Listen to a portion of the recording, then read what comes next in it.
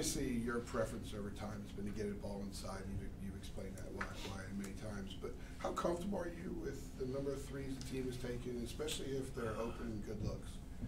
If they go in, I'm a lot more comfortable. You know, the other night, I think it's a Clemson game. Maybe it wasn't.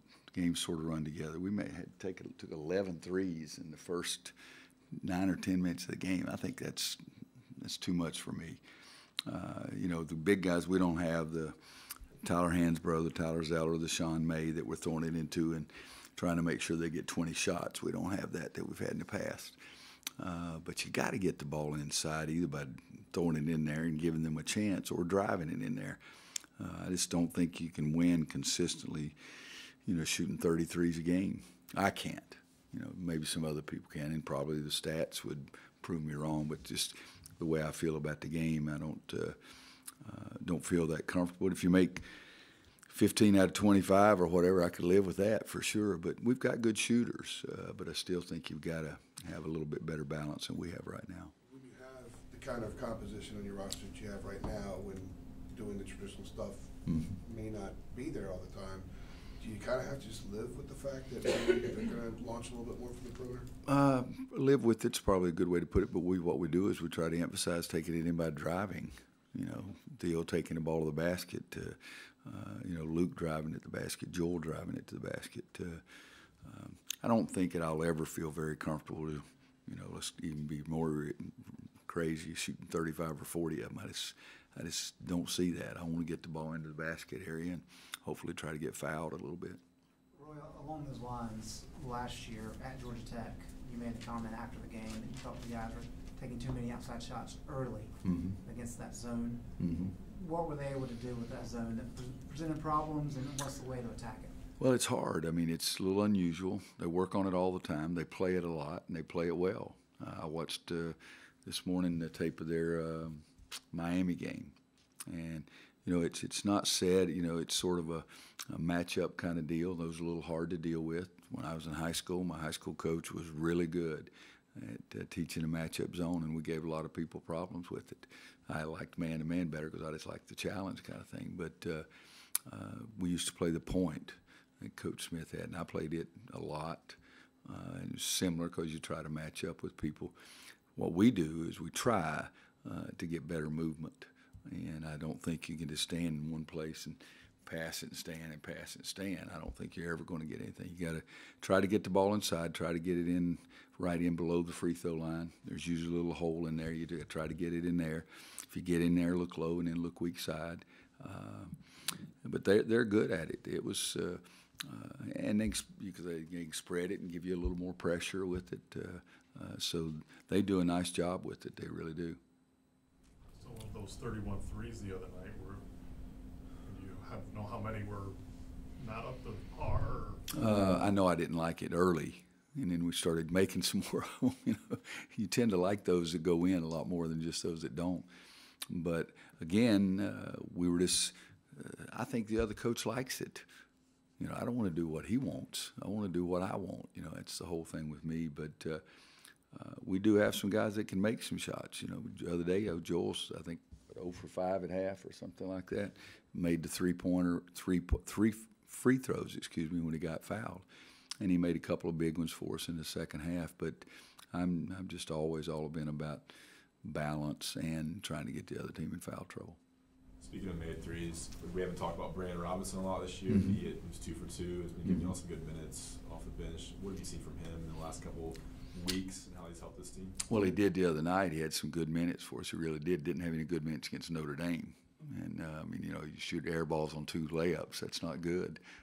But I trust B-Rob. I keep giving him chances. It's pretty simple. If I didn't trust him, I wouldn't give him chances. But the other night, he made 2 big three-pointers for us. One of them didn't spin at all. It came out like a knuckleball, but it went right through the bottom. But I think B-Rob, when he takes care of the basketball and stays under control, can really do some good things. Defensively, he helps you. His activity helps you. He can get to the backboard. That helps you. And when the ball's going in like it did, I think he made 2 threes in 9 minutes. Is that about what it was? Yeah, 8 or 9 minutes. Yeah, something like that. You know, you like that. But I look at trends, not as one game is not a trend for me. Yeah, okay. I apologize, Coach. No. Going back to Tech, you mentioned it a little bit. This is a team that likes to turn their opponents over. I think they average over 7 steals a game. Mm-hmm. Is this something you've maybe stressed in practice to some of the younger guys, taking care of the basketball, especially inside? Well, a little bit, but we played Tuesday night. We haven't had a lot of practice to emphasize anything that Georgia Tech does because that's just the way the schedule sets and giving them some off days. But no, you got to take care of the basketball. The two areas that I feel like that we've really got to get better at is stop turning the ball over and guarding the ball. And so we've continually work on that all year long. But yesterday during practice, we talked about trying to make sure that we get shots and make sure they're good shots. But you got to get shots. Even a bad shot every now and then goes in, but turnovers never go in. They've had some issues with their roster, not having a full complement of guys this year. Have they had enough games now in a row with their regular full complement of guys? I think so. I was just looking at that.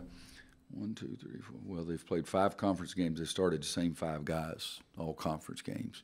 And I know they missed Josh before that, but since they got into conference games, Josh playing 37, Ben 38, Jose Alvarado 38. So those 3 guys, and then Jackson coming off the bench, he's playing 26 minutes a game. So I think it was a little unsettled for him, particularly when they didn't have Josh early. But last 5 games, they've had the same lineup. When you scout a team like that, is that enough for you to kind of get a pretty good idea of what they're about? Yeah, and those last 5, we'll look at them more so than some game early. Now Hubert has them; it's his scout, so I would guess he's probably going to play 8 or 9 games. Roy, 7th and mentioned, I guess last weekend, he was expected to have an MRI early in this week. Did he have that, and did you get positive results from it? It's still something you just have to go so slow with. I think they did an MRI on Sunday. I think it was Sunday, and they felt he was doing exactly what they thought he was doing. It's just evidently that was a pretty unusual spot, and so they're trying to be very, very careful because there's not. It's a little bit unusual, and they don't have that many examples to go with. Coach, you've had success over your career landing some high-ranked recruits. When you go into home with a player and his family, do you always use the same approach? Is it different for each player? And how do you go about approaching a big in-home visit for a top-level recruit, especially now? Well, it's been a lot more positive now because we haven't had to answer the same thing for an hour. But no, for 2 or 3 years, we had a difficult time trying to get into homes even. So I enjoy going to home. I enjoy going in and sitting down and being very personal with the family and trying to promote our program and what we've tried to do and what we would try to do and try to paint the picture to them what the young man would be doing if he did choose to come here. It's something I've done for a long time. So that part to me is really easy and something that I really enjoy. It really is. Does it change? I mean, obviously it changes per player, but how drastic? Yes, very much so. Like when you recruit someone like from Tyler Austin-Way Anselin back then, John Henson, to now. I mean, how do you kind of skew it towards the player? It's changed quite a bit because there's so many more people involved. Is the biggest thing. But I tend to attract or look for those that doesn't have that many people involved. I try to stick with people that it's going to be strictly a family decision. But yeah, you have to personalize it. There's no question. You have to change it. And I think you have to personalize it much more now than we did 5 years ago or particularly 15 years ago. But it's something that I have no problems with. I really enjoy doing it. I don't mind. I don't necessarily like the travel to and from, all that kind of stuff. But it's just like the summer play or the spring games. I love sitting there and watch. I can watch games all day because I'm trying to figure out who I think can play for me. The travel getting there and back is not the easiest in the world, but I enjoy. I'm probably in a small group of head coaches that still really enjoys going out and watching games and trying to decide who can play for me. I remember sitting in your post-game press conference in St. Louis after you won your first title, and you made the comment, I'm the same coach I was 3 hours ago before winning a title. Now here we are 13 years later, 3 titles, a bunch of Final Fours later. Are you a better coach now than you were before that night? And if so, what way? I would hope so, probably. It's the best answer. More experiences, it gives you more thoughts on how to do something. I think I am a better coach because of the experiences. I don't know that the St. Louis game or the Detroit game or the Phoenix game itself made me a better coach, but the process, I think, has.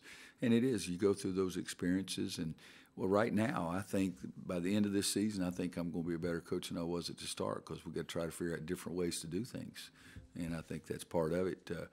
I'll never forget the night before I left, I had dinner with Coach Smith at his house, and he said, "You're the best at just doing what you think is right. Just be yourself. Don't worry about trying to be anybody else. You'll figure it out." And he said, "Remember, we always say is that we have a foundation and what we believe in, but it's got to be something that fits your personnel." And he said, "That's what you do a great job of, is figuring out what you can do with your personnel." And I said, "You haven't watched that many JV games," but it's just from over our experiences and our discussions about even recruiting at that point. If I thought somebody would be perfect for us, I would say so. And if I thought they had limitations that we would have to change, then I would say that. But 30 years is a long time, and so I would hope that I've gotten better. But as you said there, it's been a long time since that night in St. Louis. We've had a lot of experiences, some of them very, very good. But they've taught me something, too, and some that are very, very bad, and they've darn sure taught me something the bad ones have. Roy, are Jalik's minutes still tied primarily to defense? Mm-hmm. Well, two things. Defensively, don't turn the ball over. If you stay in front of the ball, and defensively, and don't turn the ball over, you get more of a chance. And that's what I've said there. I said seventh. Tell him what I told you for an entire year last year. But that's all it is, because he can do some things. But you got to be able to do that.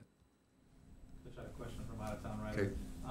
With the fact that you don't have as much size on the court as you have had in previous years, how have you been able to maintain this team being one of the top 5 rebounding teams in the country all year?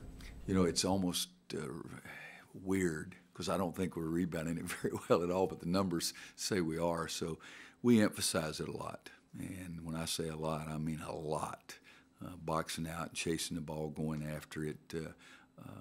We emphasize it every day in practice, over and over and over. And, you know, every coach picks out certain things that they think are important, and they're a lot better at that than they are some other things that they don't give as much time to. But I think Sterling's going to be a good rebounder. Garrison's going to be a good rebounder. Luke is a good rebounder.